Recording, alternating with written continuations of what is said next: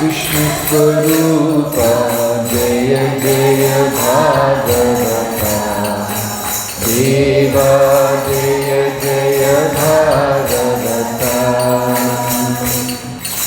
जय जय भागवता देवा जय जय भागवता जय जय राधा कृष्ण स्वरूपा जय जय भागवता देवा जय जय भागवता जय जय भागवता देवा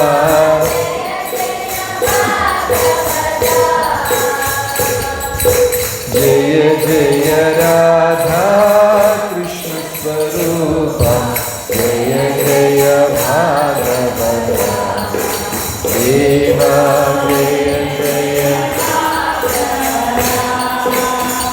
ശ്രീമദ്ഭാഗവതം കീ. അപ്പോൾ ഇന്ന് രാവിലത്തെ നമ്മുടെ വിഷയം എന്ന് പറയുന്നത് ശ്രീ ചൈതന്യ മഹാപ്രഭുവിനെ കുറിച്ചാണ്. കേരളത്തിൽ അത്ര പരിചയമില്ല ആൾക്കാർക്ക് ഭഗവാന്റെ ഇങ്ങനത്തെ ഒരു അവതാരത്തിനെ കുറിച്ച് അറിയില്ല. ഭാഗവതം വിശദീകരിക്കുന്നു, ശ്രീകൃഷ്ണ ഭഗവാന് തിരമാലകൾ പോലെ ആ അവതാരങ്ങൾ. നമുക്ക് സമുദ്രതീരത്ത് ചെന്നിട്ട് എത്ര തിരമാലകളുണ്ട് എന്ന് നമുക്ക് എണ്ണാൻ സാധിക്കില്ല. ഒരു സമുദ്രതീരത്ത് ചെന്നിരുന്നാൽ തിരമാലകൾ എത്രയുണ്ടെന്ന് നമുക്ക് എണ്ണാൻ സാധിക്കില്ല. അതേപോലെ ഭഗവാന്റെ അവതാരങ്ങളും നമുക്ക് എണ്ണാൻ സാധിക്കില്ല. ഭാഗവതത്തിൽ തന്നെ ഒരുപാട് അവതാരങ്ങളാണ് ലിസ്റ്റാക്കിയിരിക്കുന്നത്. ഒത്തിരി അവതാരങ്ങളുണ്ട്. ശരി, ഇവിടെ കൂടിയിരിക്കുന്ന ഭക്തജനങ്ങൾ ദശാവതാരത്തിൽ ഇല്ലാത്ത അവതാരങ്ങളുടെ പേര് അറിയാമെങ്കിൽ പറയുക. ദശാവതാരത്തിൽ ഇല്ലാത്ത പേരുകൾ അറിയാമെങ്കിൽ പറയുക. എണ്ണി തിട്ടപ്പെടുത്താൻ പറ്റാത്തത്, എണ്ണിയാൽ അടങ്ങാത്ത അത്രയും അവതാരങ്ങളുണ്ടെന്നാണ് പറയുന്നത്. ദശാവതാരത്തിൽ വരാത്ത അവതാരങ്ങളുടെ പേരറിയാമെങ്കിൽ പറയുക. വ്യാസൻ, പിന്നെ മോഹിനി, കംസനോ, ഹംസാവതാരം, ബുദ്ധൻ ദശാവതാരത്തിലുണ്ട്, കപില മഹർഷി.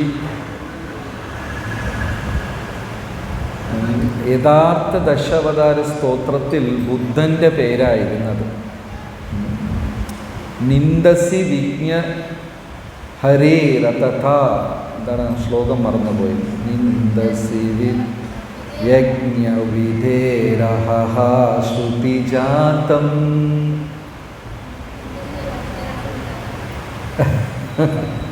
that Buddha ka the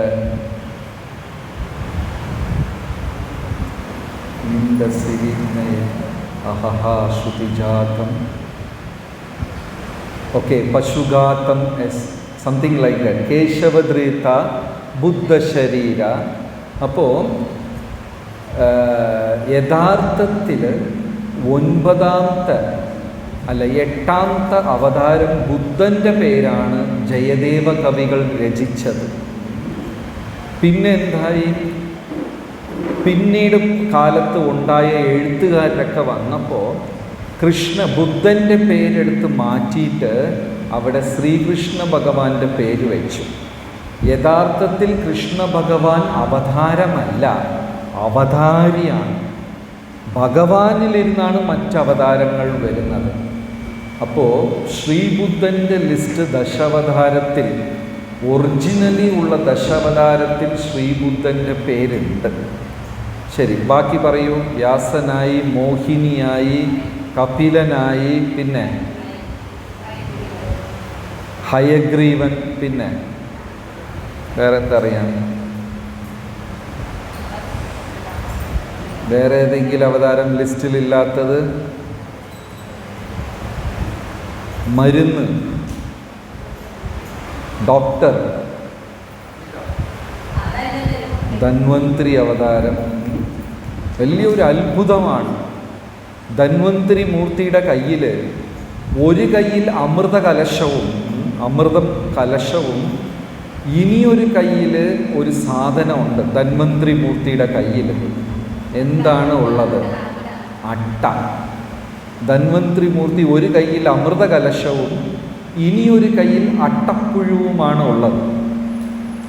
ഈ അട്ടപ്പുഴു ഈ ആയുർവേദ വൈദ്യന്മാരെല്ലാം വെച്ചിട്ടുണ്ടാവും. ഒരു ഉപ്പ് വെള്ളമൊക്കെ ഇട്ടിട്ട് ഒരു കുപ്പിയിലിട്ട് വെച്ചിട്ടുണ്ടാവും ഈ അട്ടപ്പുഴു. ഈ അട്ടപ്പുഴു എന്തെന്ന് വെച്ചാൽ നമ്മുടെ ശരീരത്തിൽ വെച്ച് കഴിഞ്ഞാൽ വേണ്ടാത്ത ചീത്ത ചോരയെല്ലാം അത് വലിച്ചങ്ങ് എടുക്കും. അത് കഴിഞ്ഞിട്ട് ഈ തുണി പിഴിഞ്ഞെടുക്കുന്നത് പോലെ അതിലിരുന്ന് വേണ്ടാത്ത ചോരയെ പിഴിഞ്ഞിട്ട് വീണ്ടും ഒരു വെള്ളത്തിലിട്ട് വയ്ക്കുമ്പോൾ അത് റെഡിയാവും അടുത്ത ആളുടെ ചോര കുടിക്കാൻ. ആലോചിച്ച് നോക്ക്, എന്തൊരു മഹാ അത്ഭുതമാണ്. വേദനയില്ലാതെ നമ്മുടെ ശരീരത്തിലിരുന്ന് ചോരയെടുക്കാൻ പറ്റുമോ? വേദനയില്ലാതെ നമ്മുടെ ശരീരത്തിൽ നിന്ന് ചോരയെടുക്കാൻ പറ്റുമോ? ഏത് സൂചി കുത്തിയാലും വേദനിക്കും. പക്ഷേ അട്ടപ്പുഴു കടിച്ചാൽ വേദനിക്കോ? അറിയുപോലും ഇല്ല. അപ്പോൾ അങ്ങനത്തെ ഡോക്ടർമാരായിരുന്നു ധന്വന്തരിയൊക്കെ. ചോര എടുത്താലും വേദനിക്ക് പോലും ഇല്ല. പക്ഷെ ഇന്നത്തെ കാലത്ത് അതെല്ലാം മാറിപ്പോയി. ആ എന്താ പറയുക, മെഡിസിൻ ആ ഫീൽഡ് തന്നെ കംപ്ലീറ്റ്ലി മാറി. ജനങ്ങളുടെ ഭയത്തിനെ ചൂഷണം ചെയ്ത് കാശുണ്ടാക്കുന്ന ഒരു അവസ്ഥയിലായി ഇന്നത്തെ ഇത്. അപ്പോൾ ധന്വന്തരി മൂർത്തി, പിന്നെ വേറെന്താ അവതാരമാണ് ഉള്ളത്? ഹയഗ്രീവനായി, ഹംസവതാരമായി, ധന്വന്തരിയായി, കപിലനായി, പിന്നെ വേറെന്തെങ്കിലും ഉണ്ടോ? നമുക്ക് വളരെ പരിമിതമായി 10-25 അവതാരങ്ങളുടെ പേരേ അറിയാവൂ. പക്ഷേ ഭഗവാന് തിരമാലകൾ പോലെ എണ്ണിയാൽ തീരാത്ത അവതാരങ്ങളുണ്ടെന്നാണ് പറയുന്നത്. നരനാരായണ ഋഷി, ഒരുപാട് അവതാരങ്ങൾ ഭഗവാനുണ്ട്. പക്ഷേ പൂർണ്ണ അവതാരമായി രണ്ടിനെയാണ് പറയുന്നത്. നരസിംഹം, ശ്രീരാമൻ. ഇവർ രണ്ടുപേരെ പൂർണ്ണ അവതാരം എന്നും ശ്രീകൃഷ്ണ ഭഗവാനെ പരിപൂർണ ഉത്തമം, കാരണം അത് അവതാരമല്ല, കൃഷ്ണ ഭഗവാൻ അവതാരമല്ല, അവതാരിയാണ്, അവതാരങ്ങൾക്കും പുറമെയാണ്. സോ നരസിംഹമൂർത്തിയെയും ശ്രീരാമനെയുമാണ് പൂർണ്ണ അവതാരമായി പറയുന്നത്. പിന്നെ അത് കഴിഞ്ഞാൽ പരിപൂർണ ഉത്തമൻ ശ്രീകൃഷ്ണ ഭഗവാനാണ്. അപ്പം നരസിംഹമൂർത്തി തൊട്ടാണ് കാരുണ്യം, കൃപ എന്ന ഒരു ഘടകം വന്നത്. അതിനു മുമ്പേ ഉള്ള അവതാരങ്ങളിൽ അങ്ങനെയൊന്നുമില്ല. മത്സ്യാവതാരം എന്താ ചെയ്തത്? സത്യവ്രത രാജാവിൻ്റെ ഒരു കപ്പൽ ഒരു ഇതിന് തോണിയെ വലിച്ചൊണ്ട് പോയി. അത്രയേ ചെയ്തുള്ളൂ മത്സ്യാവതാരം. അവിടെ കൃപാകടാക്ഷം എന്ന് പറയുന്ന കാര്യത്തിന് സ്ഥാനമില്ല. കൂർമ്മവതാരം എന്ത് ചെയ്തു? മേരുപർവ്വതത്തിൻ്റെ താഴെ ചെന്ന് നിന്നു. ആ സമുദ്രം, ക്ഷീരസാഗരം കടയുന്നവരെ ഉണ്ടായിരുന്നു. അത് കഴിഞ്ഞപ്പോൾ പോയി. എല്ലാം താൽക്കാലികമായിട്ട്. പക്ഷെ നരസിംഹമൂർത്തി തൊട്ടാണ് കാരുണ്യം എന്ന ഒരു കാര്യം വരുന്നത്. നരസിംഹമൂർത്തി 2 ജോലിക്ക് വേണ്ടിയാണ് വന്നത്.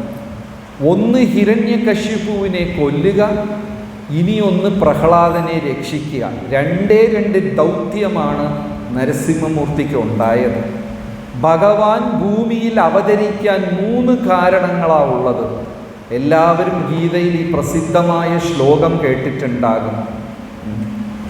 യദാ യദാ ഹി ധർമ്മസ്യ ഗ്ലാനിർഭവതി ഭാരത അഭ്യുത്ഥാനമധർമ്മസ്യ തദാത്മാനം സൃജാമ്യഹം പരിത്രാണായ സാധൂനാം വിനാശായ ച ദുഷ്കൃതാം ധർമ്മ സംസ്ഥാപനാർത്ഥായ സംഭവാമി യുഗേ യുഗേ.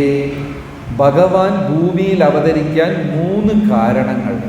പരിത്രാണായ സാധൂനാം, സാധുക്കളെ, സജ്ജനങ്ങളെ, ഭക്തജനങ്ങളെ രക്ഷിക്കുക.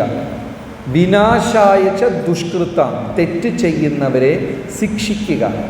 ധർമ്മ സംസ്ഥാപനാർത്ഥായ, ധർമ്മം പുനർസ്ഥാപിക്കുക. ഈ 3 കാരണങ്ങൾക്ക് വേണ്ടിയാണ് ഭഗവാൻ അവതരിക്കുന്നത്. പക്ഷേ നരസിംഹ അവതാരത്തിൽ 2 കാരണമേ ഉണ്ടായിരുന്നുള്ളൂ. പരിത്രാണായ സാധൂനാം വിനാശായ ച ദുഷ്കൃതാം. ഭക്തനെ രക്ഷിക്കുക, തെറ്റ് ചെയ്യുന്നവരെ ശിക്ഷിക്കുക. 2 ദൗത്യമാണ് നരസിംഹമൂർത്തിക്കുണ്ടായത്. ആദ്യം പ്രഹ്ലാദനെ രക്ഷിച്ചു. പ്രഹ്ലാദൻ്റെ അടുത്ത് അതീവമായ കാരുണ്യം പ്രകടിപ്പിച്ചു നരസിംഹമൂർത്തി. നരസിംഹമൂർത്തി പ്രത്യക്ഷമായപ്പോൾ 1000 കൈകളാണ് ഉണ്ടായത്. ആർക്ക്? നരസിംഹരൂപം. ഉഗ്രനരസിംഹമായിരുന്നു, ഉഗ്രനരസിംഹം. നിങ്ങളിൽ എത്ര പേരാണ് മായപ്പൂർ പോയിട്ടുള്ളത്? ഒരു 3-4 പേർ മായപ്പൂർ പോയിട്ടുണ്ട്. അവിടെ നരസിംഹമൂർത്തിയെ കാണണം. ഉഗ്രനരസിംഹ.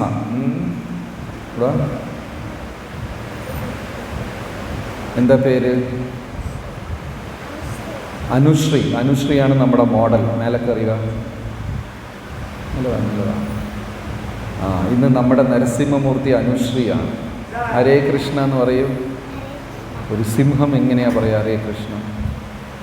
സിംഹത്തിനെ കണ്ടിട്ടുണ്ടോ? കണ്ടില്ല. എവിടെ കണ്ടു? സിംഹത്തിനെ എവിടെ കണ്ടു? കാട്ടിൽ കണ്ടോ? അത് ശരി. അപ്പോൾ ഒരു കാല് ഇങ്ങനെ വെക്കണം, ഇനിയൊരു കാല് തൂക്കിയിട്ട് ഇങ്ങനെ വെക്കണം. വെച്ചേ ഒരു കാൽ എല്ലാവരും കാണട്ടെ ഫ്രണ്ടിൽ. ഒന്ന് സ്ട്രെയിറ്റ്, ഒന്ന് നേരെ വെച്ചോ. ഈ കാലെടുത്ത് ഇങ്ങനെ വെക്കണം.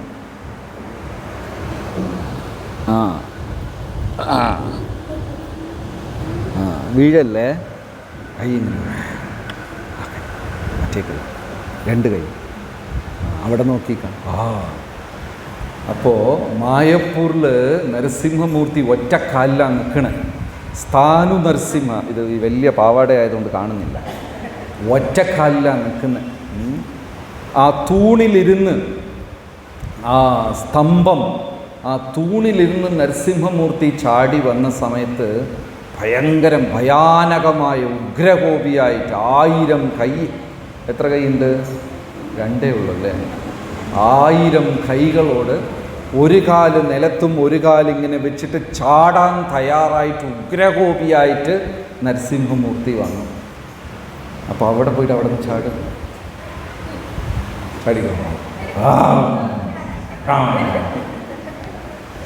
അപ്പോൾ ലക്ഷ്മിദേവി പോലും ഭഗവാന്റെ ഹൃദയത്തിലിരുന്ന് ഇറങ്ങി നടന്നുപോയി. അത്ര ഉഗ്രരൂപമായിരുന്നു നരസിംഹമൂർത്തിയുടെ. ഒരിക്കലും ലക്ഷ്മിദേവി ഭഗവാന്റെ ഹൃദയത്തിലിരുന്ന് ഇറങ്ങിപ്പോകാറില്ല. പക്ഷെ അന്നേ ദിവസം ആ തീഷ്ണത, ആ ഉഗ്രത സഹിക്കാൻ പറ്റാതെ ലക്ഷ്മിദേവി നരസിംഹ ഭഗവാന്റെ ഹൃദയത്തിലിരുന്ന് അങ്ങ് ഇറങ്ങിപ്പോയി.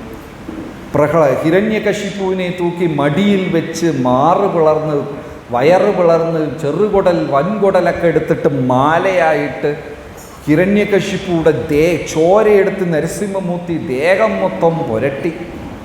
ഞാനിതൊരു സത്സംഗത്തിൽ പറഞ്ഞപ്പോൾ ഒരു കുട്ടി എണീറ്റ് ചോദിച്ചു, അപ്പോൾ നരസിംഹമൂർത്തി നോൺ വെജിറ്റേറിയൻ ആണോ എന്ന് ചോദിച്ചു. വെജിറ്റേറിയനിസം, നോൺ വെജിറ്റേറിയൻ ഇതൊക്കെ മനുഷ്യർക്കുള്ളതാണ്. സിംഹത്തിന് വെജിറ്റേറിയൻ ഒന്നും ആവേണ്ട കാര്യമില്ല. കുടൽമാലകളെല്ലാം എടുത്ത് കഴുത്തിലിട്ട് ഉഗ്രകോപിയായി നിന്നപ്പോൾ ലക്ഷ്മിദേവി ഇറങ്ങിപ്പോയി. മഹാദേവനും ബ്രഹ്മാവും ദേവേന്ദ്രനും ആരും നരസിംഹമൂർത്തിയുടെ അടുത്ത് വരുന്നില്ല. എല്ലാവരും ഭയന്നു. ആരും അടുത്തു പോകാൻ തയ്യാറായില്ല. കാരണം ഇങ്ങനെ ഒരു ഉഗ്രകോപിയുളായ രൂപം ഇതുവരെ അവർ ദേവഗണങ്ങൾ കണ്ടിട്ടില്ല. പക്ഷെ പ്രഹ്ലാദന് മാത്രം ഒരു ഭയവുമില്ല. പ്രഹ്ലാദൻ പൂർണ്ണമായ ശരണാഗതി പ്രാപിച്ച ഒരാളാണ്. ഏതവസ്ഥയിലും ഭഗവാൻ എന്നെ രക്ഷിക്കും എന്ന വിശ്വാസം, അതാണ് ശരണാഗതി. പ്രഹ്ലാദൻ പൂർണ്ണമായ ശരണാഗതി പ്രാപിച്ച ആളാണ്. അതുകൊണ്ട് പ്രഹ്ലാദന് പേടിയില്ലായിരുന്നു, ഭയമില്ലായിരുന്നു. ഉടനെ ദേവഗണങ്ങൾ പൂമാല പ്രഹ്ലാദൻ്റെ കയ്യിൽ കൊടുത്തു. പ്രഹ്ലാദൻ അങ്ങ് മുന്നോട്ട് പറഞ്ഞു വിട്ടു. പ്രഹ്ലാദൻ പൂമാലയും എടുത്ത് നരസിംഹമൂർത്തി എടുത്തു വന്നപ്പോൾ പ്രഹ്ലാദനെ കണ്ട നിമിഷം നരസിംഹമൂർത്തിയുടെ ദേഷ്യമെല്ലാം പോയി. പ്രഹ്ലാദനെ തൂക്കി മടിയിൽ ഇരുത്തി വെച്ച് ഒരു സിംഹം കുട്ടിയെ നക്കുന്നത് പോലെ പ്രഹ്ലാദനെ നക്കി സ്നേഹം പ്രകടിപ്പിച്ചു. എന്നിട്ടാണ് ഇന്നലെ പറഞ്ഞ കാര്യം 7 തലമുറ രക്ഷപ്പെടും എന്ന് അനുഗ്രഹിച്ചു. ഇവിടെ 2 കാര്യങ്ങളാണ്. ഒന്ന് പ്രഹ്ലാദനെ രക്ഷിച്ചു, രണ്ടാമത്തത് ഹിരണ്യകശിപുവിനെ വധിച്ചു. ഹിരണ്യകശിപുവിന് പ്രഹ്ലാദൻ്റെ അടുത്ത് നരസിംഹമൂർത്തി കാരുണ്യം കാണിച്ചു. ഹിരണ്യകശിപുവിൻ്റെ അടുത്ത് കാരുണ്യം കാണിച്ചോ? സംഭാഷണമേ ഇല്ല. തൂണിന്ന് പുറത്ത് വന്ന് അടിക്കാൻ തുടങ്ങി. വേറെ സംഭാഷണമൊന്നുമില്ല. പക്ഷേ ശ്രീരാമ അവതാരം വന്ന സമയത്ത് രാവണനെ ഒരുപാട് തവണ ശ്രീരാമചന്ദ്രമൂർത്തി ക്ഷമിച്ചു. ആദ്യത്തെ ദിവസം രാവണൻ യുദ്ധത്തിന് വന്നപ്പോൾ ആദ്യത്തെ ദിവസം തന്നെ രാവണനെ വധിക്കുകയാണ് ചെയ്തിട്ട് എന്ത് പറഞ്ഞു? രാവണ, നീ ക്ഷീണിതനായിരിക്കുന്നു, പോയിട്ട് നാളെ വാ എന്ന് പറഞ്ഞു വിട്ടു. അവിടെ രാവണൻ്റെ അടുത്ത്, ശത്രുവിൻ്റെ അടുത്ത് പോലും ശ്രീരാമചന്ദ്രമൂർത്തി കാരുണ്യം കാണിച്ചു. പക്ഷെ ഇവിടെ നരസിംഹമൂർത്തി ഹിരണ്യകശിപുവിൻ്റെ അടുത്ത് ഒരു കാരുണ്യം കാണിച്ചില്ല. തൂണിന്ന് പുറത്ത് വന്നു, തൂക്കിയെടുത്ത് അടിക്കാൻ തുടങ്ങി. നേരെ യുദ്ധം, കാരുണ്യമില്ല. അപ്പോൾ നരസിംഹാവതാരത്തിൽ കാരുണ്യമുണ്ട്. പക്ഷെ അത് പ്രഹ്ലാദൻ്റെ അടുത്ത് മാത്രമാണ്. ആരെടുത്ത് കാരുണ്യമില്ല? ഹിരണ്യകശിപുവിൻ ശത്രുവിൻ്റെ അടുത്ത് കാരുണ്യമില്ല.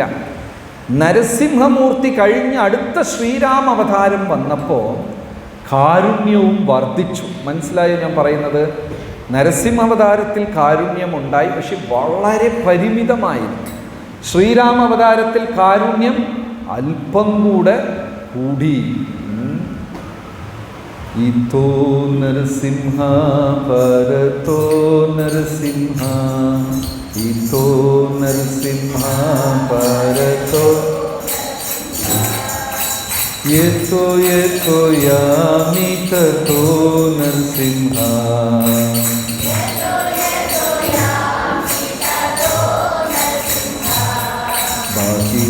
നരസിംഹ ഹൃദയേ നരസിംഹ,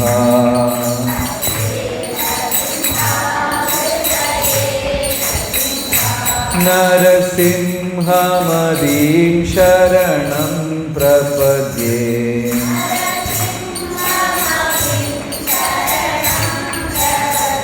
നരസിംഹദേവ് ഭഗവാൻ കീ. സൗണ്ട് പോരാ. നരസിംഹദേവ് ഭഗവാൻ കീ. പൂർണ്ണാവതാരം നരസിംഹമൂർത്തി കാരുണ്യമുണ്ടായി, പരിമിതമായ കാരുണ്യം. നരസിംഹമൂർത്തി കഴിഞ്ഞ് ശ്രീരാമ അവതാരം വന്നപ്പോൾ കാരുണ്യം എന്തായി? അല്പം കൂടെ കൂടി.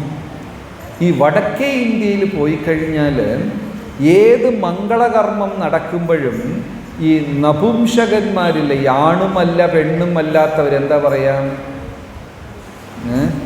ഹിജട, ത്രിജടയാണ്, ശിഖണ്ഡി, പല പേരിൽ അറിയപ്പെടുന്നുണ്ട്.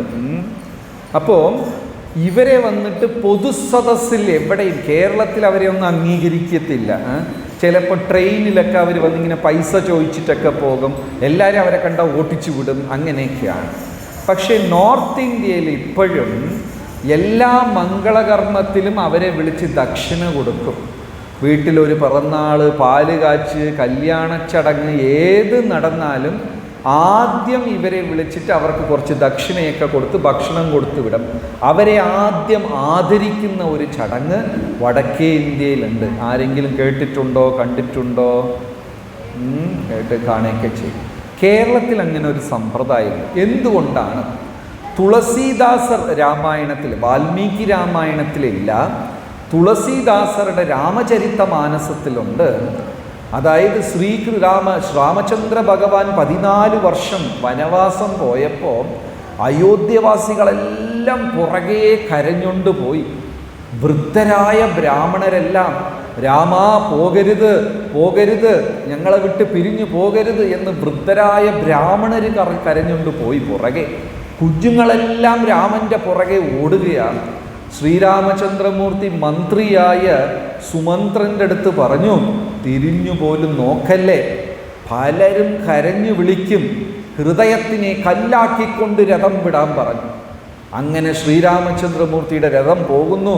പുറകെ വൃദ്ധരായ ബ്രാഹ്മണരെല്ലാം കരഞ്ഞുകൊണ്ട് പോകുന്നു. കുഞ്ഞുങ്ങൾ പുറകെ ഓടുന്നു, പശുക്കൾ ഓടുന്നു. സ്ത്രീകൾ പുരുഷന്മാരെ വഴക്ക് പറയാം. ഈ ഭൂമിയിൽ ഒരേ ഒരു പുരുഷനേ ഉള്ളൂ, ലക്ഷ്മണൻ. കാരണം രാമൻ്റെ കൂടെ തന്നെ പോയി. നിങ്ങളൊക്കെ വീട്ടിലിരുന്ന് എന്താ പ്രയോജനം? ഒന്നാ രാമനെ തിരിച്ച് അയോധ്യയിലേക്ക് കൊണ്ടുവരണം, അല്ലെങ്കിൽ നിങ്ങളും എല്ലാവരും രാമൻ്റെ കൂടെ പോകണം എന്ന് പത്നിമാർ പോലും ഭർത്താക്കന്മാരെ വഴക്ക് പറയാം. അങ്ങനെ ശ്രീരാമചന്ദ്രമൂർത്തി വനവാസം പോയപ്പോൾ മുഴുവൻ അയോധ്യയും പുറകെ നടക്കാൻ തുടങ്ങി. കുറേ ദൂരം യാത്ര ചെയ്ത ശ്രീരാമചന്ദ്രമൂർത്തി രഥത്തിലിരുന്ന് ഇറങ്ങി. അയോധ്യവാസികളെ ആലിംഗനം ചെയ്ത് കണ്ണീര് ചൊരിഞ്ഞിട്ട് രാമൻ പറഞ്ഞു, ആരും വിഷമിക്കണ്ട, 14 കൊല്ലം പെട്ടെന്ന് പോകും, ഞാൻ തിരിച്ചു വരും. ഈ 14 വർഷം അങ്ങ് എന്നെ കാണുന്നത് പോലെ തന്നെ ഭരതനെയും കാണണം. ഭരതൻ്റെ അടുത്ത് യാതൊരു ദേഷ്യവും പാടില്ല, ഭരതനെ സ്നേഹിക്കുകയും വേണം. അതുകൊണ്ട് ബ്രാഹ്മണരെല്ലാവരും തിരിച്ചു പോവുക. സ്ത്രീകളെടുത്ത് രാമൻ പറഞ്ഞു, നിങ്ങളെല്ലാവരും തിരിച്ചു പോവുക. കുട്ടികളെടുത്ത് പറഞ്ഞു, പശുക്കളെടുത്ത് പറഞ്ഞു, എല്ലാവരെടുത്തും പറഞ്ഞു. എല്ലാവരും ഹൃദയത്തിനെ കല്ലാക്കിക്കൊണ്ട് വേദനിച്ചവരെല്ലാം തിരിച്ചുപോയി. പക്ഷേ ആ കൂട്ടത്തിൽ ഒരു ശിഖണ്ഡി ഉണ്ടായിരുന്നു. ആ ശിഖണ്ഡി വിചാരിച്ചു, പുരുഷന്മാരെ പ്രഭു പോകാൻ പറഞ്ഞു, സ്ത്രീകളെ വീട്ടിലേക്ക് പോകാൻ പറഞ്ഞു, പശുക്കളെടുത്ത് പറഞ്ഞു, കുട്ടി എന്നെക്കുറിച്ച് ഒന്നും പറഞ്ഞില്ലല്ലോ എന്ന് പറഞ്ഞ് 14 കൊല്ലം ഗംഗയുടെ തീരത്ത് തന്നെ ആ വ്യക്തി തപസ് ചെയ്തു. 14 കൊല്ലം വനവാസവും കഴിഞ്ഞ് രാമരാവണ യുദ്ധം കഴിഞ്ഞ് രാവണനെ വധിച്ചിട്ട് തിരികെ ശ്രീരാമചന്ദ്രമൂർത്തി ഗംഗാതീരത്ത് വന്നപ്പോൾ ഈ വ്യക്തി അവിടെ തന്നെ നിൽപ്പുണ്ട്. പ്രഭു ചോദിച്ചു, നീ എന്താ ചെയ്യുന്ന, വീട്ടിൽ പോയില്ലേ? ഇല്ല, ഞാൻ 14 കൊല്ലമായിട്ട് ഇവിടെ നിൽക്കുക. അതെന്താ നീ വീട്ടിൽ തിരിച്ചു? ഞാൻ എല്ലാവരെയും പോവാൻ പറഞ്ഞല്ലോ. ആ വ്യക്തി പറഞ്ഞു, എല്ലാവരെയും അങ്ങ് പറഞ്ഞു, പക്ഷെ എന്നെക്കുറിച്ച് ഒന്നും പറഞ്ഞില്ല. എനിക്ക് എന്ത് ചെയ്യണമെന്നറിയില്ല, അതുകൊണ്ട് ഞാൻ ഇവിടെ തന്നെ നിന്നു. ശ്രീരാമചന്ദ്രമൂർത്തിയുടെ കണ്ണുകൾ നിറഞ്ഞു. ആ വ്യക്തിയെ തോളോട് ചേർത്ത് ആലിംഗനം ചെയ്തിട്ട് പറഞ്ഞു, വിഷമിക്കണ്ട, ഇനി ഭാവിയിൽ എന്ത് മംഗളകർമ്മം നടന്നാലും ആദ്യം നിനക്ക് ചെയ്തിട്ടേ മറ്റുള്ളവർക്കുള്ളൂ എന്ന് പറഞ്ഞു. അതിൻ്റെ ഓർമ്മയ്ക്കായി ഇന്നും വടക്കേ ഇന്ത്യയിൽ വീട് പാല് കാച്ചുക, ഗൃഹപ്രവേശം, വിവാഹം, കുഞ്ഞുങ്ങൾക്ക് പേരിടുക, എന്ത് ചടങ്ങ് നടന്നാലും ആദ്യം ഇവരെയൊക്കെ വിളിച്ച് അവർക്ക് ദക്ഷിണയും കൊടുത്ത് ഭക്ഷണവും കൊടുത്തിട്ടേ ആ ചടങ്ങ് തുടക്കത്തുള്ളൂ. ശ്രീരാമചന്ദ്രൻ, അതായത് നരസിംഹമൂർത്തി അവതാരത്തിനേക്കാളും കൂടുതൽ രാമൻ്റെ അവതാരത്തിൽ കാരുണ്യം കൂടി എന്നാ പറയുന്നു. രഘുപതി രാഘവ രാജ രാം പതിത പാവന സീതാരാം. രഘുപതി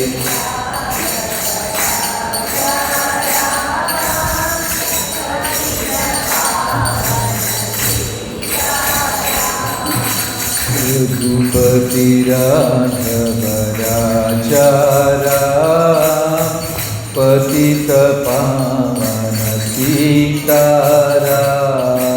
രഘുപതി രാഘവ രാജ രാം.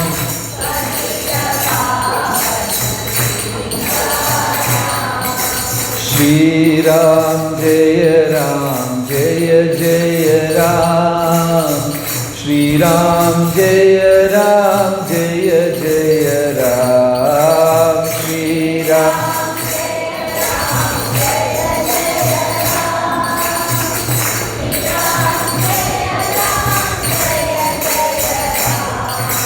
ശ്രീരാം ജയ രാം ജയ ജയ രാം. ശ്രീരാം ജയ രാം ജയ ജയ രാം. ശ്രീരാം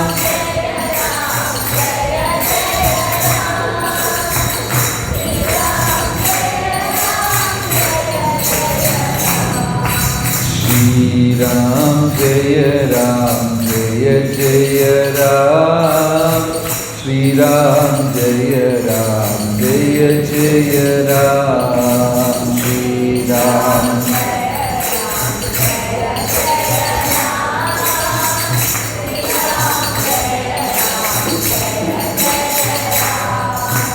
ഹരേ കൃഷ്ണ കൃഷ്ണ കൃഷ്ണ ഹരേ ഹരേ, ഹരേ രാം രാം രാം ഹരേ ഹരേ, ഹരേ കൃഷ്ണ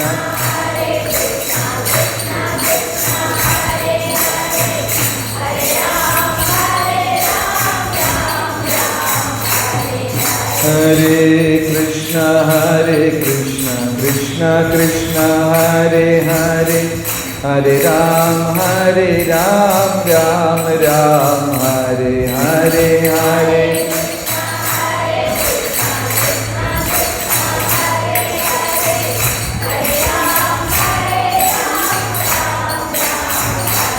സീതാറാം ലക്ഷ്മണ ഹനുമാൻ കീ. നരസിംഹമൂർത്തിയേക്കാൾ ശ്രീരാമചന്ദ്രമൂർത്തിക്ക് കാരുണ്യം അധികമാണ്. ശത്രുവിനെ പോലും ക്ഷമിക്കാനുള്ള ഒരു മനോഭാവം രാവണൻ.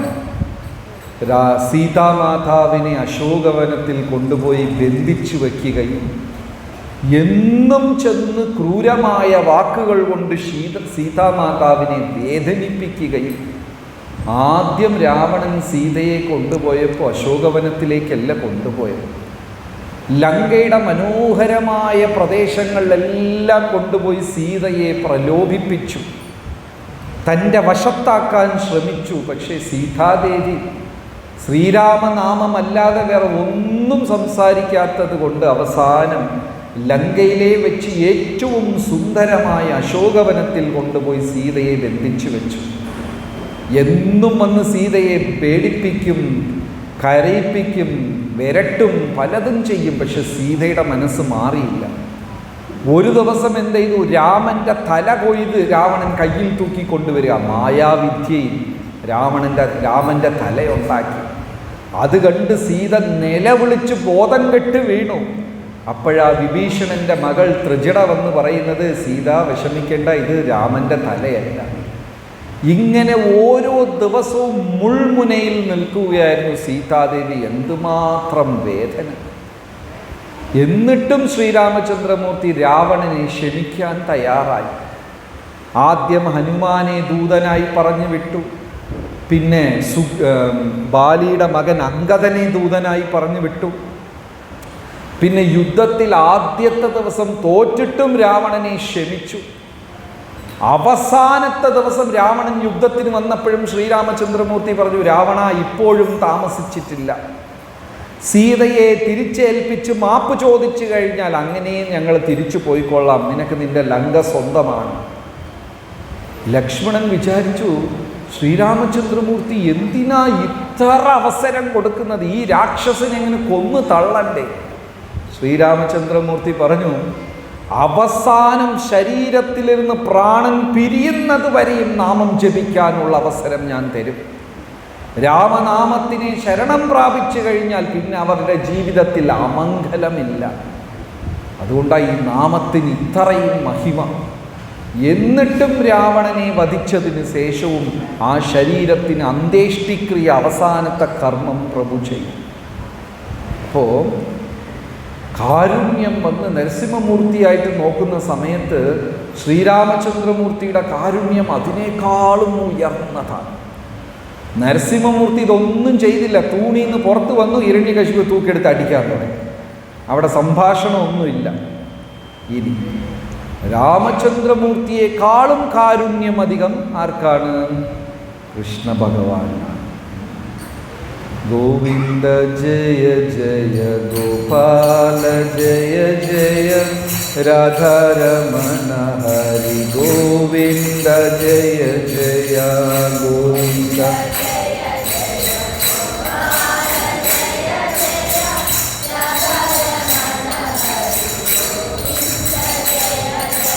ഗോവിന്ദ ജയ ജയ ഗോപാല ജയ ജയ രാധാരമണ ഹരി ഗോവിന്ദ ജയ ജയ ഗോവിന്ദ.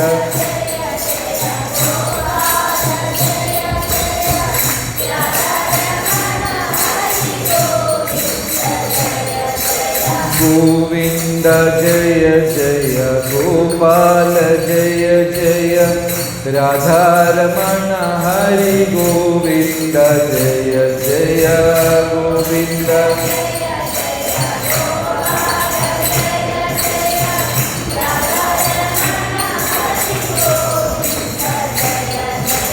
ഹരേ കൃഷ്ണ കൃഷ്ണ കൃഷ്ണ ഹരേ ഹരേ, ഹരേ രാം രാം രാം ഹരേ ഹരേ. ഹരേ കൃഷ്ണ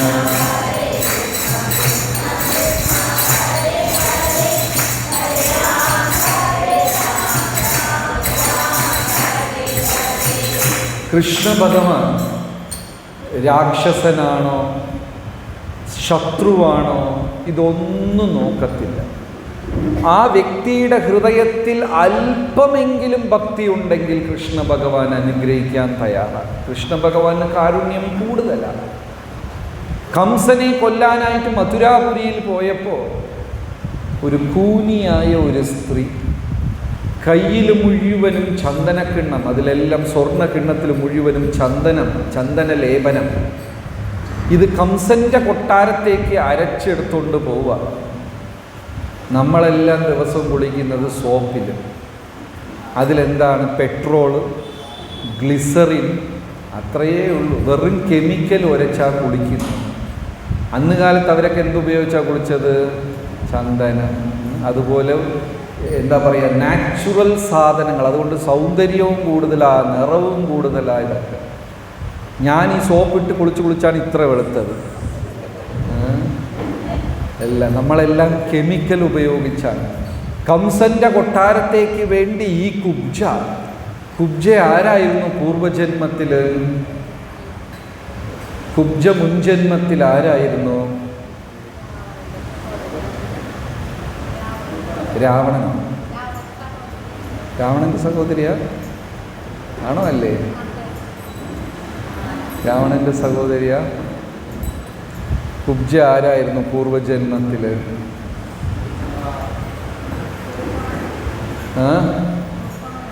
ശൂർപ്പണഖയാ? ഉറപ്പാണോ? അതെ, രാവണന്റെ സഹോദരി ശൂർപ്പണഖയായിരുന്നു. യഥാർത്ഥത്തിൽ ശൂർപ്പണഖ വലിയ തെറ്റൊന്നും ചെയ്തില്ല. രാമനെ കണ്ട് ഇഷ്ടപ്പെട്ടു, ആഗ്രഹിക്കണം, വിവാഹം കഴിക്കണമെന്ന് ആഗ്രഹിച്ചു. അതിലെന്തെങ്കിലും തെറ്റുണ്ടോ? കാരണം അന്ന് കാലത്ത് ഒന്നിൽ കൂടുതൽ വിവാഹം ചെയ്യുന്ന ഒരു പതിവുണ്ടായിരുന്നു, ഇല്ലേ? ദശരഥ ചക്രവർത്തിക്ക് എത്ര ഭാര്യയാണ്? ഒരുപാടുണ്ട്. പക്ഷെ പ്രധാനപ്പെട്ട 3 ആരൊക്കെ? കൗസല്യ, കൈകേയി, സുമിത്ര, 3 പേര്, ഇല്ലേ? കൃഷ്ണ ഭഗവാൻ എത്ര പത്നിമാരാ? അപ്പൊ ഈ ശൂർപ്പണഖ എന്ത് തെറ്റാ ചെയ്തത്? രാമനെ കണ്ടപ്പോൾ വിവാഹം കഴിക്കണമെന്ന് ആഗ്രഹിച്ചു. പക്ഷേ സീതയെ ആക്രമിച്ചത് കൊണ്ടാണ് അവർ യുദ്ധം ചെയ്തത്, അല്ലെങ്കിൽ ഒന്നും ചെയ്യില്ലായിരുന്നു. പക്ഷെ അപ്പോഴും ശ്രീരാമചന്ദ്രമൂർത്തിക്ക് ഹൃദയത്തിലൊരു വിഷമം വന്നു. ശൂർപ്പണഖ ഒരു തെറ്റും ചെയ്തില്ല. ഭർത്താവിനെ നഷ്ടപ്പെട്ട് അഭയമില്ലാതെ കാട്ടിൽ നടക്കുന്ന ഒരു അസുര സ്ത്രീ. എന്നെ മോഹിച്ചതിൽ തെറ്റൊന്നുമില്ല. പക്ഷേ ഈ രാമാവതാരത്തിൽ അതിന് അവസരം കൊടുക്കാൻ പറ്റില്ല. അടുത്ത കൃഷ്ണൻ ഭഗവാൻ പരിപൂർണ ഉത്തമൻ, പൂർണ്ണമായി ഭഗവാൻ വരുമ്പോൾ ഈ ശൂർപ്പണയ്ക്ക് ഒരു അവസരം കൊടുക്കാമെന്ന് പറഞ്ഞ് ആ ശൂർപ്പണഖ ആരായി ജനിച്ചു? കുബ്ജ, കൂനിയായി ജനിച്ചു. അതേപോലെ തന്നെ പൂതന മുൻജന്മത്തിൽ ആരായിരുന്നു? ഓക്കെ, പല പല പേരുകളാണ്. ഇന്നലെ മാതാജി എന്ത് പേര് പറഞ്ഞു? വിന്ധ്യാവലി, കൃതമാല, പല പേര്. മഹാബലിയുടെ മകളാണ്. വാമനമൂർത്തി യജ്ഞവേദിയിൽ കയറി വരുമ്പോൾ ആ മഹാബലിയുടെ മകൾക്ക് ആ സൗന്ദര്യം കണ്ടിട്ട് എന്ത് സുന്ദരനായ ഒരു കുട്ടിയാ, സൂര്യനെ പോലെ അങ്ങനെ ജ്വലിക്കുന്നു, തേജസ്വിയായി. എനിക്കിതുപോലെ ഒരു പുത്രൻ വേണം ഭഗവാനെ എന്ന് പ്രാർത്ഥിച്ചു. ഭഗവാൻ തഥാസ്തു എന്ന് അനുഗ്രഹിച്ചു. പിന്നെ അച്ഛനെ ചവിട്ടിയപ്പോൾ ഇങ്ങനെ ഒരു പുത്രൻ ഉണ്ടെങ്കിൽ വിഷം വെച്ച് കൊല്ലും ഞാൻ എന്ന് പൂതന മഹാബലിയുടെ മകൾ വിചാരിച്ചു. ഭഗവാൻ അതിനെയും തഥാസ്തു എന്ന് പറഞ്ഞു. അപ്പോൾ ആ സ്ത്രീയാണ് പൂതനയായി ജനിച്ചത്. പാല് കൊടുത്തത് കൊണ്ട് ആദ്യത്തെ ആഗ്രഹം, അമ്മയെന്ന ആഗ്രഹം നടന്നു. രണ്ടാമത്തെ ആഗ്രഹം എന്തായിരുന്നു? കുട്ടിക്ക് വിഷം വയ്ക്കും. അതും നടന്നു, രണ്ടും നടന്നു. അപ്പോൾ കുബ്ജ, ശൂർപ്പനഖ അടുത്ത ജന്മത്തിൽ കുബ്ജ ചന്ദനമെല്ലാം ലേപനം തയ്യാറാക്കിക്കൊണ്ട് ഇത് പുരട്ടാൻ കംസന്റെ കൊട്ടാരത്തേക്ക് എടുത്തുകൊണ്ട് പോവുക. വഴിയിൽ കൃഷ്ണ ഭഗവാനെ കണ്ടപ്പോൾ തന്നെ കുബ്ജയുടെ മുഖമെല്ലാം നാണം കൊണ്ടങ്ങ് ചുവന്നു. മുഖം ഭഗവാന്റെ കണ്ണിൽ നേരെ നോക്കാൻ പോലും പറ്റുക, അത്രയ്ക്ക് നാണം. അപ്പം ഈ കൂനി എന്ത് ചെയ്തു? ചന്ദനക്കിണ്ണം എടുത്തിട്ട് വഴിയിൽ പോകുന്ന കൃഷ്ണ ഭഗവാന് ഈ ചന്ദനം എടുത്ത് എത്തുന്നില്ല, ചാടി ചാടി കൃഷ്ണൻ്റെ കവിളിൽ ഇങ്ങനെ തേച്ചു കൊടുക്കുക. സ്നേഹം തോന്നിയ ഭഗവാൻ എന്ത് ചെയ്തു? കാലിൻ്റെ പെരുവിരൽ കൊണ്ട് കുബ്ജയുടെ കാലും പിടിച്ചു വെച്ച് താടിക്ക് ഒരു തൂക്ക്. ഭഗവാൻ തൊട്ട മാത്രയിൽ അങ്ങനെ ഭയങ്കര സൗന്ദര്യമുള്ള ഒരു വ്യക്തിയായിട്ട് കുബ്ജ മാറി.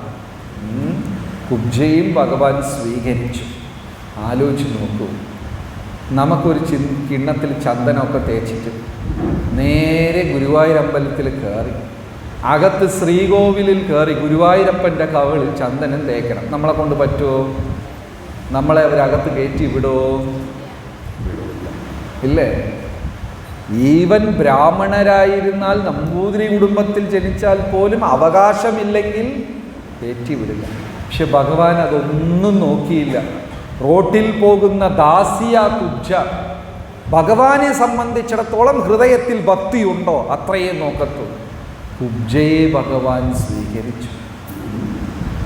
ഭഗവാൻ വന്ന് ആരെയും വെറുക്കത്തില്ല, എല്ലാം സ്വീകരിക്കും. ഗുരുവായൂരിലൊരു കഥയുണ്ടല്ലോ, ആ കുട്ടി നിവേദിച്ച ഭഗവാൻ നേരിട്ട് വന്ന് കഴിച്ചത് അല്ലേ, അതും സ്വീകരിച്ചു. ഭക്തിയുണ്ടോ മാത്രം. യജ്ഞഹോമാദികൾ, തപശ്ചര്യകൾ, ദാനം, പൂജ, പുരസ്കാരം ഇതൊന്നും ഭഗവാൻ നോക്കത്തില്ല. ആ വ്യക്തിയുടെ ഹൃദയത്തിൽ ഭക്തി ഉണ്ടോ മാത്രമേ നോക്കത്തുള്ളൂ. അതേപോലെ അവസാനം യദുവംശത്തിനെ വധിച്ചതിന് ശേഷം വെറാവൽ സോംനാഥിൽ വലിയ ഒരു ആലിൻ്റെ ചുവട്ടിൽ ഭഗവാൻ ഇങ്ങനെ കാലും നീട്ടി വെച്ച് ഇരുന്ന് തൻ്റെ പാദം ഇങ്ങനെ ആട്ടിക്കൊണ്ടിരിക്കുക. അപ്പം ദൂരെ നിന്ന് നോക്കിയ ഒരു കാട്ടാളൻ ഹംസമാണ്, ഒരു പക്ഷിയാണെന്ന് വിചാരിച്ച് കൃഷ്ണ ഭഗവാൻ യദുവംശത്തിനെ കൊന്നതിന് ശേഷം ഒരു ആലിൻ്റെ ചോട്ടിലിരുന്ന് ഇങ്ങനെ കാലാട്ടുന്നു. ഈ കാലിൻ്റെ ഭാഗം ഭാഗവതം പറയുന്നു, ഭഗവാന്റെ കാൽപാദവും കൈയെല്ലാം അത്ര പിങ്കിഷ്, നമ്മൾ ഈ ബേബി പിങ്ക് എന്നൊക്കെ പറയില്ലേ കളർ, അങ്ങനെ ഒരു നിറവാണ് ഭഗവാന്റെ കൈ. ഭഗവാന്റെ കയ്യിലും കാലിലും എന്തൊക്കെയാ? തുളസി ചെടി, താമര, ആനയുടെ ചെവിയിലിട്ട് വലിക്കുന്ന ആ തോട്ടി, ധ്വജം, കൊടി, പശുക്കുളമ്പ്, ഈ മുദ്രകളെ കാണുള്ളൂ. നമ്മുടെ കൈയൊക്കെ നോക്കൂ, വെട്ടും കുത്തും കൊലപാതകമാണ് മൊത്തം. ഭഗവാന്റെ കയ്യിൽ ഈ ദിവ്യമായ ചിഹ്നങ്ങൾ മാത്രമേ കാണുള്ളൂ. അപ്പോൾ ഭഗവാൻ കാലും നീട്ടി ഇങ്ങനെ ആട്ടുന്ന സമയത്ത് ജര എന്ന കാട്ടാളൻ നോക്കി ഏതോ പക്ഷിയാണെന്ന് വിചാരിച്ച് തൻ്റെ അമ്പും എടുത്തു വെച്ച് ഉന്നം നോക്കി ഇത് പക്ഷിയാണെന്ന് വിചാരിച്ചിട്ട് ഭഗവാന്റെ കാലിൽ അമ്പേ, അത് നേരെ ഭഗവാന്റെ കാലിൽ വന്ന് തറച്ചു. ജര അടുത്തു വന്നപ്പോഴാണ് മനസ്സിലായത് 7 14 ലോകം, അണ്ടചരാക്ഷരം, ദേവന്മാർ, ചലിക്കുന്നത് ചലിക്കാത്തത്, സർവത്ര സൃഷ്ടിയും നിയന്ത്രിക്കുന്ന സച്ചിദാനന്ദ സ്വരൂപനായ ശ്രീകൃഷ്ണ ഭഗവാന്റെ പാദത്തിലാണ് ഞാൻ അമ്പെയ്തത്. ജര തലയിലടിച്ചു, മാറിലടിച്ചു, നിലവിളിച്ചു, കൃഷ്ണ ഞാൻ എന്ത് പാപമാ ചെയ്തത് എന്ന് പറഞ്ഞു. ഭഗവാൻ ചിരിച്ചോണ്ട് പറഞ്ഞു, എൻ്റെ കാലിൽ അമ്പെയ്തത് കൊണ്ട് നിനക്കാദ്യം മോക്ഷപ്രാപ്തി എന്ന് ജരയെന്ന് പറഞ്ഞു വിട്ടു. മോക്ഷവും കൊടുത്തു. അമ്പെയ്ത ആൾക്കാർ എന്ത് കൊടുത്തത്? കാരുണ്യം, അത്രയ്ക്കും കാരുണ്യം. ജരാസന്ധൻ കൃഷ്ണ ഭഗവാനെ കൊല്ലാൻ ശ്രമിച്ചു. 18 തവണ ശ്രമിച്ചു. 18 തവണ യുദ്ധം ചെയ്തിട്ട് വരും. ആയുധങ്ങളും സൈന്യം കൊണ്ടുവരും, തോറ്റുപോകും. വീണ്ടും വരും, അടുത്ത കൊല്ലം തോറ്റുപോകും. വീണ്ടും എത്ര പ്രാവശ്യം? 18 കൊല്ലം 18 തവണയാണ് ഭഗവാനെ ആക്രമിച്ചത്. ഭഗവാൻ വീണ്ടും വീണ്ടും ജരാസന്ധനെ ക്ഷമിച്ചുകൊണ്ടേയിരുന്നു. നരസിംഹാവതാരത്തിനേക്കാളും കാരുണ്യം രാമാവതാരം, രാമാവതാരത്തിനേക്കാളും കാരുണ്യം ശ്രീകൃഷ്ണ ഭഗവാൻ. ഒരു ദിവസം രാവിലെ അർജുനൻ വിചാരിച്ചു, യുദ്ധം തയ്യാറായി, എപ്പോൾ വേണമെങ്കിലും യുദ്ധം നടക്കാം. സമസ്ത രാജാക്കന്മാരും ആരുടെ കൂടെയാണെന്ന് അവർ നിശ്ചയിച്ചു കഴിഞ്ഞു. കൃഷ്ണ ഭഗവാൻ മാത്രം ഇതുവരെ ആരുടെ കൂടെയാണെന്ന് പറഞ്ഞില്ലല്ലോ എന്നൊരു സംശയം തോന്നി. ആർക്ക് തോന്നി? അർജുനൻ. ചോദിക്കാമെന്ന് കൃഷ്ണ ഭഗവാന്റെ അടുത്ത് പോയപ്പോൾ അന്ന് ദുര്യോധനനും അവിടെ വന്നിരിക്കുക. ഭഗവാൻ എന്ത് ചെയ്തു? പതിവിൽ കൂടുതൽ ഉറങ്ങി. ശരിക്കും ഉറങ്ങുന്ന ഒരാളെ നമുക്ക് ഉണർത്താം. അഭിനയിക്കുന്ന ആളെ ഉണർത്താൻ പറ്റുമോ? ഭഗവാൻ ഉറങ്ങുന്ന പോലെ അഭിനയിച്ചു. തലയുടെ അടുത്ത് ദുര്യോധനൻ വന്നിരുന്നു, പാദത്തിൻ്റെ അടുത്ത് അർജുനൻ. ഭഗവാൻ കണ്ണു തുറന്ന് അർജുനനെ നോക്കി, അർജുന നീ എപ്പോൾ വന്നു? ആൻസർ ബാക്കിൽ നിന്ന് വന്നു, ഞാനാണ് ആദ്യം വന്നത്. ഓ നീയോ ഉണ്ടോ? ആ കഥ എല്ലാവർക്കും അറിയാം. ഭഗവാൻ രണ്ടായി വിഭജിച്ചു.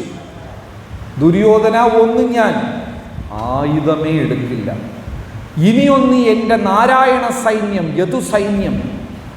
ഈ യദുസൈന്യം ഇന്ന് വരെ ഭൂമിയിൽ ഒരു യുദ്ധവും തോറ്റിട്ടില്ല. മഹാസൈന്യമാണ് എൻ്റെ സൈന്യം, എൻ്റെ സ്വന്തം സൈന്യം. നിനക്ക് ഞാൻ വേണോ? എൻ്റെ സൈന്യം വേണം. ദുര്യോധനൻ ചോദിച്ചു ഭഗവാന്റെ അടുത്ത്, ആയുധം എടുക്കില്ലേ? എടുക്കില്ല. ഉറപ്പ്? ഉറപ്പ്. എന്നാൽ സൈന്യം മതി. എന്നാലും ആലോചിച്ച് നോക്കൂ, പരീക്ഷിത്ത് ചോദിക്കുക ശുഗമഹർഷി എടുത്ത്, ഈ ദുര്യോധനൻ എന്ത് ഭാഗ്യം ചെയ്തിട്ടാ നാരായണ സൈന്യം? അത് വെറുതെ അല്ലല്ലോ, ഭഗവാന്റെ സ്വന്തം സൈന്യം കിട്ടിയത്. ശത്രുക്കൾക്കും കാരുണ്യം ഭഗവാൻ. അതായത് രാവണൻ്റെ അടുത്ത് ശ്രീരാമചന്ദ്രമൂർത്തി 2-3 തവണ ക്ഷമിച്ചു. പക്ഷെ ഇവിടെ ജരാസന്ധനെയും ദുര്യോധനനെയൊക്കെ ഭഗവാൻ എത്രമാത്രം ക്ഷമിച്ചു. പാണ്ഡവരെ ഇതാക്കിയ സമയത്തും വനവാസം അയച്ച സമയത്തും ഭഗവാൻ സ്വന്തമായിട്ട് ദൂതനായിപ്പോയി. ഇല്ലേ മഹാഭാരതത്തിൽ കൃഷ്ണ ഭഗവാൻ ദൂതനായിപ്പോയി. ചോദിച്ചു, അവർ ക്ഷത്രിയരാണ് ദുര്യോധന, നീ ഒരു 5 ഗ്രാമം തന്നാൽ മതി, അവർ സന്തോഷത്തോടെ ഇരുന്നോളൂ. ദുര്യോധനൻ പറഞ്ഞു, ഒരു സൂചി കുത്തുന്ന സ്ഥലം പോലും ഞാൻ തരത്തില്ല. എന്തുമാത്രം ക്ഷമാപനം, ക്ഷമിച്ചു ഭഗവാൻ. അപ്പോൾ കാരുണ്യം കൃഷ്ണ ഭഗവാന് കൂടുതലാണ്. പക്ഷേ അതിനേക്കാളും കൂടുതൽ കാരുണ്യം മാത്രം യുദ്ധം ശിക്ഷിക്കുക എന്നുള്ളത് ഒന്നുമേ കൊണ്ടുവരാത്ത അവതാരമാണ് ചൈതന്യ മഹാപ്രഭുയുടെ അവതാരം. അത് വളരെ വളരെ ഉയർന്ന അവതാരം.